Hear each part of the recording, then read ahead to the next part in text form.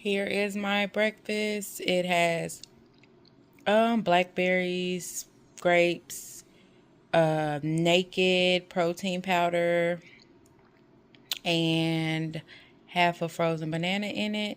I didn't put any chia seeds or flax seeds in there, but I have all of it couldn't fit in here. So you know what? I'm gonna put a little chia seed and flax seed in the rest of it so I can get that on in.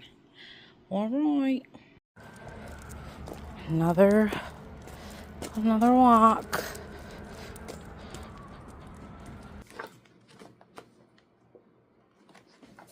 Just read a little bit of what the homework is. I'm doing this a little bit every day. So it says, being more aware of your emotions and their connections to binge eating this coming week and beyond. Take a moment to think about DBT emotion regulation, and that's dialectical behavioral therapy. DBT is an extensively researched, effective treatment that teaches practical yet powerful skills to help individuals with difficulty tolerating emotions. According to the DBT model used in this program, binge eating functions by alleviating the discomfort or offering a way to temporarily diminish or avoid uncomfortable sensations. In the long run, however, turning to food as an escape leads to a deep regret, sadness, and shame, which decreases self-confidence and can increase the likelihood that our patients turn to food again next time they are distressed. But anyway, take a moment to think about the DBT emotion regulation model and the biosocial theory every day this coming week, especially after episodes of binge eating, if any. What does it bring up for you when you become more aware of your emotions and how they connect to your binge eating? How do you think your new awareness about your vulnerability to binge eating might help you in the weeks to come? So at this point, it's kind of hard for me to, like they said that about somebody else in this book, of them just feeling like, oh, it's just habitual. I just do it habitually. I don't know if it's tied to emotions and stuff like that. But then they were drawing they drew the connection to where his life and how he was doing things caused him, because boredom is an emotion. So boredom is an emotion, and it's an emotion that people eat over, and not being able to tolerate boredom, like wanting to escape boredom, wanting to escape anger, wanting to escape sadness, wanting to escape anything, being overly excited, being overly happy, things being too good, and feeling like the other shoe is going to drop. So being nervous about that, or anxiety about things being too good and the other shoe dropping, can lead to you wanting to ease that feeling, or me wanting to ease that feeling. So it's there. I'm going to read what someone else wrote. So it gives you examples of what another person wrote about it. So it says, Kate wrote, growing up, my father would rage and was unpredictably violent. It terrified me. I never knew what set him off and tried to draw as little attention as I could so as to avoid making him angry. So I'm realizing I never had a healthy model of anger and never learned how to deal with it in others or myself. I always felt that being too angry was a problem, instead of realizing that it wasn't the anger itself, it was the way a person behaves in response to anger that is the problem. My father threw things, and I tried to stuff anger down with food, or in past sometimes didn't eat enough. Thinking about my childhood helps me to recognize how difficult it has been this past year to tolerate my fury and my husband. No wonder I've craved so much chocolate and everything else I could find to feel numb. Taking time to be aware of this connection every day and why anger is especially hard for me to tolerate is a very helpful reminder to not repeat old patterns. So that's what this person wrote, not me. But I did draw some conclusions the other day about how I grew up and what requirements were you know, how I saw people deal with emotions and what emotions were acceptable versus what emotions were not acceptable. And I don't know if we think about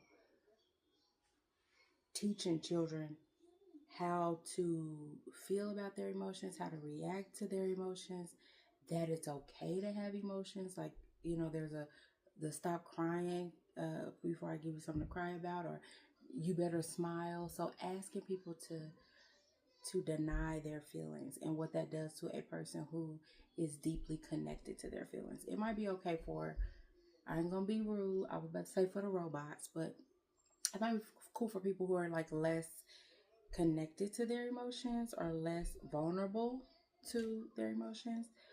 But for some, that's a lot. So yeah, I'm gonna write on this, and that's that.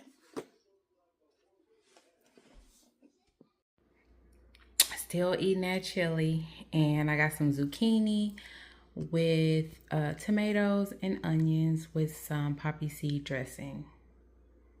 So I know it's kind of like, why are you still eating like food that might not be like soup? Like, I'm not eating the salads and stuff like that at this point. One, we don't have it, you know. But I did have some vegetables, right? But doing too much too soon, we don't have to. You know, if you throw everything at weight loss in the beginning, then you don't have no other cards to play or nothing else to throw once weight loss slows down. So I like to just do what I need to do to see improvement. Like, I'm down 2 pounds since we started, and I don't know what day we on at all. Maybe 2 or 3. We on at least day 3, if not 4. I don't know.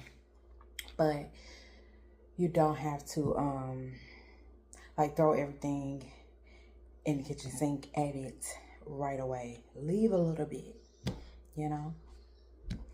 That's what I do. So yeah, we are at 2 pounds down. We'll do an official another weigh-in in a couple of days. I would say I think I'm gonna try to do it like every Thursday. So maybe Thursday, maybe Wednesday, maybe Thursday, maybe Friday. One of them days, whenever I feel like I want to share that. Okay, transparency moment. I'm about to heat this pizza up from yesterday, and I'm gonna eat it as well. And then I'm gonna get some water and go upstairs and do some cleaning.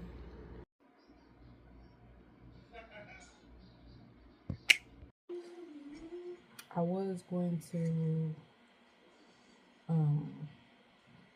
eat a snack, but my husband is making dinner, so I'm just gonna wait because it's like 4:20. I'm just sipping my tea, chilling. Glad I decided, you know what, I'm behind on water. Let me get my water first. Let me get my tea first. So I'm just doing a little, I'm at almost 6,000 steps, and it is 7 o'clock. So I'm just doing a little cleaning up to try to get those steps in.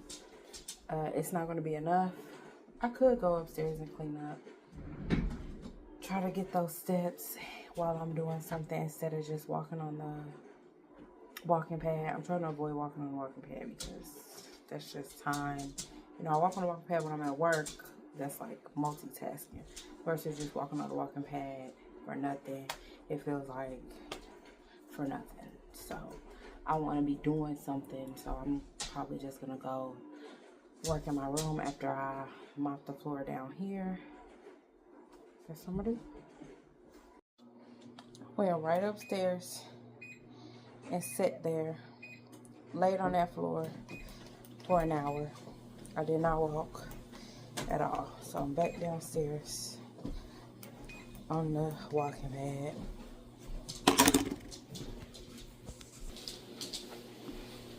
I'm just gonna do my time because I already only got 9,000 steps yesterday. So I was supposed to get 11,000 today. I'll probably only get 10. I might go to 11. We'll see. But I'm gonna go ahead and do my time and go on about my day. I'm still on here. I'm only at like 7,300. Honestly, I was thinking, like, I started not to get on here because I was like, would you be getting on here if you weren't recording? And the answer is probably no. So I don't want to do things like that I can't keep up, but I also don't want to not use any tools. And if recording is a tool to get me to my goals, then hey, I might as well. So yeah, I'm on here, back to watching YouTube and walking.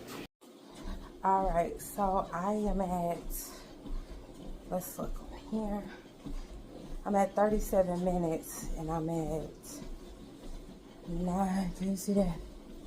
Don't make me fall now. That's 9,300 steps. So just a little bit to go. I was listening to, watching Patrice Denise. She was, you know, doing an update on her, where she is. She had a checkup and she was doing her update.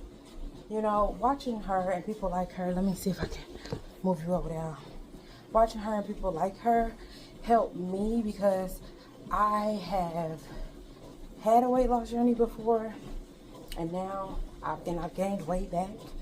And seeing somebody in maintenance, it's helpful for me to kind of figure out what I do after this step that I'm on right now, like what that'll look like. So she always says that, you know, I inspire her, and, you know, but she's also inspiring me. We're inspiring each other. She is a really good person to check out. I know you will love her content if you go, when you go over there to the Patrice Denise. Yeah, I'm just a walking, honey. Almost there. All right, I'm coming up on 45 minutes, so that's where I'm going to end it. 45 minutes. Let me see. I am at, go ahead and show them. Okay, right when it came on.